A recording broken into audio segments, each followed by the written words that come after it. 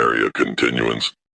Hari had crossed 3 weeks of empty to hear a stranger tell him the thing he'd known since the morning a Sul named what he was carrying. He stood in the cold mouth of the airlock with a dead people's tomorrow in his arms, and no answer that would fit through the gap.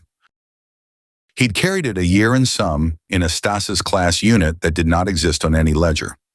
A Sul broker had unwritten it off her own afterlife, so a Reach auditor's wand would read it as nothing, and it had. Hari had spent every quiet shift since looking at the steady green strip and the folded square beside it and not knowing what to do with either. A continuance, a holds whole tomorrow in a thumb of glass, carried by people who died carrying it. He could keep it cold forever. He could not keep it forever.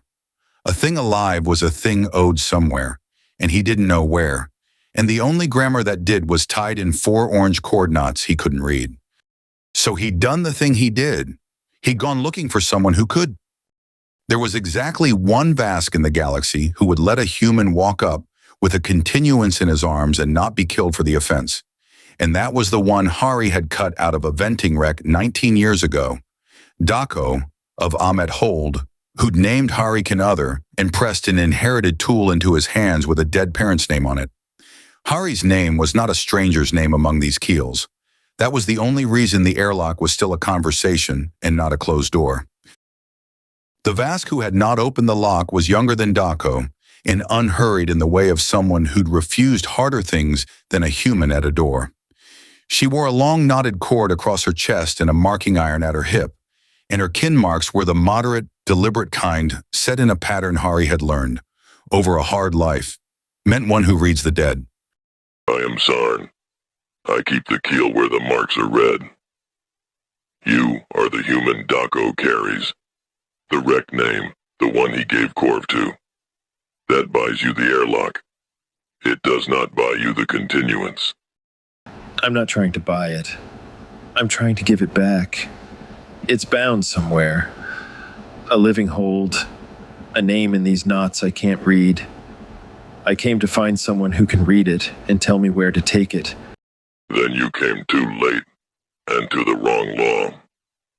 A continuance is carried, hold to hold, by the hold, in an unbroken hand. The crew that carried this one died. It has been a year and more in a stranger's keeping, a human's, off any chain we would know. By our form, that is not a continuance any longer. It is a broken thing. We do not carry broken things. We mourn them. Hari had built a lot of his life on the gap between what a people will not do and what cannot be done. It was usually wide enough to stand in. It's not broken. It's minus 112 and holding. Same as the day 6 people died, keeping it that cold. The glass doesn't know it's been in a human's hands. The line in there is exactly as alive as the hold that's waiting for it. You don't have a word for what I am.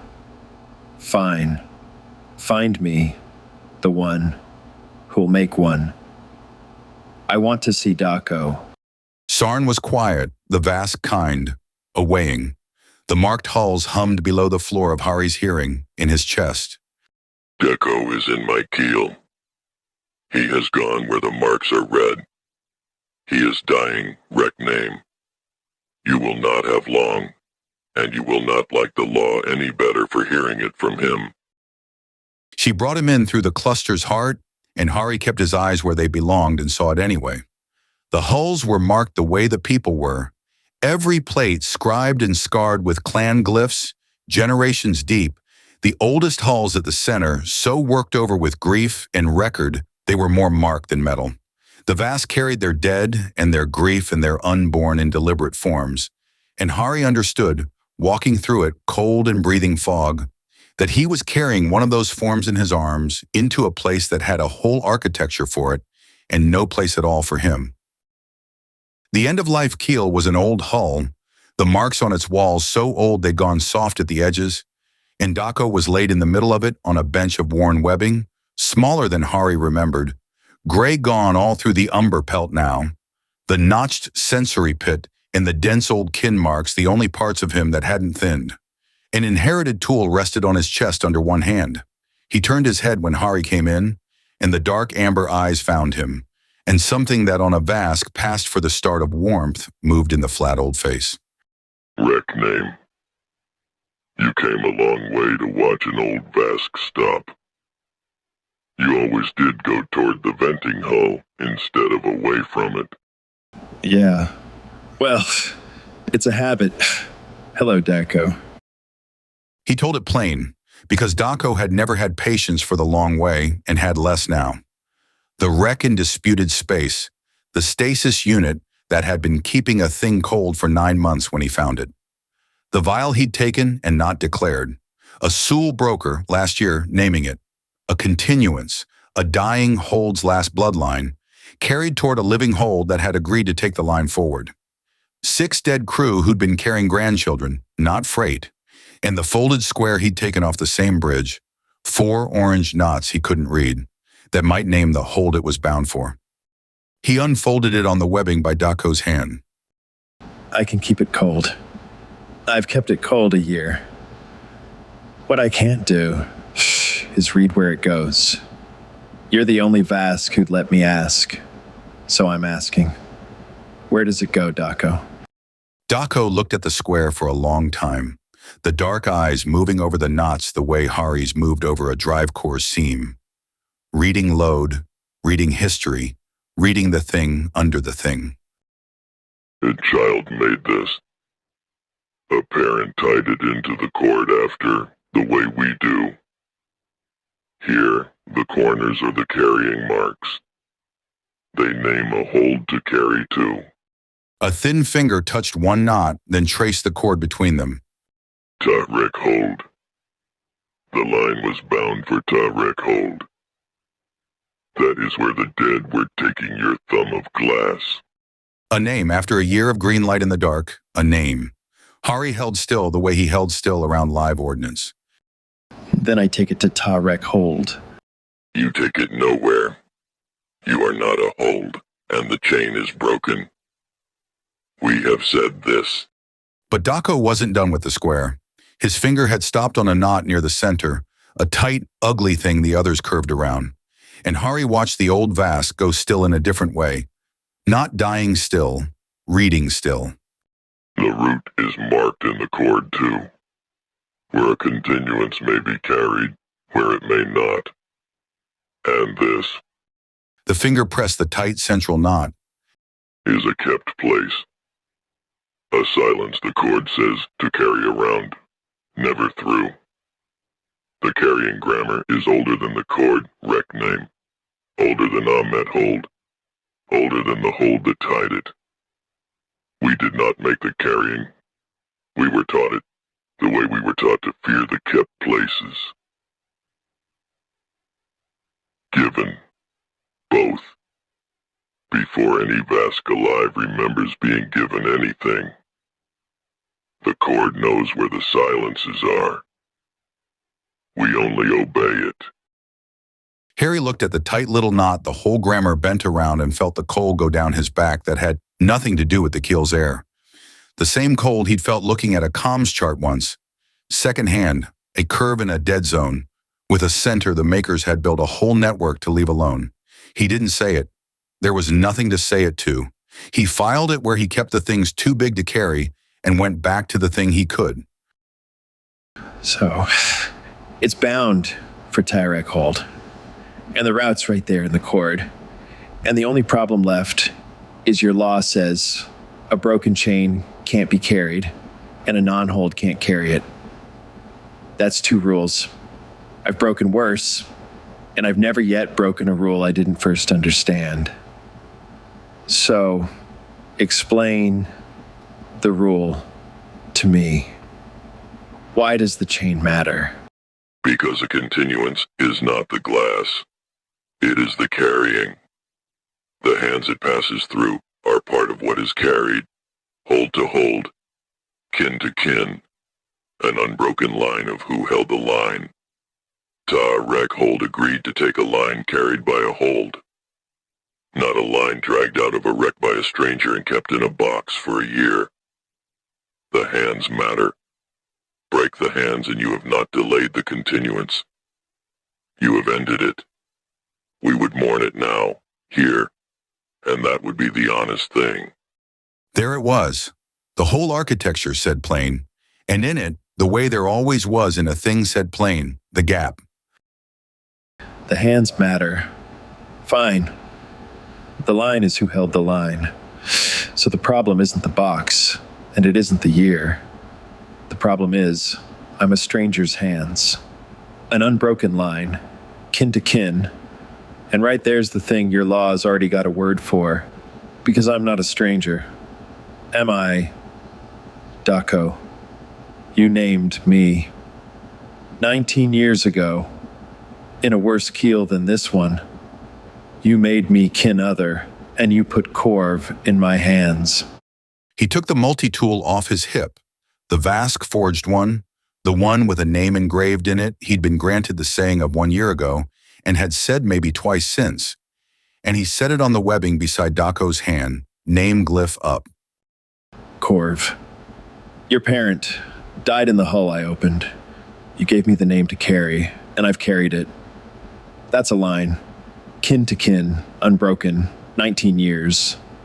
Not a hold. I know I'm not a hold. But I'm not a stranger either. Root the carrying through the bond.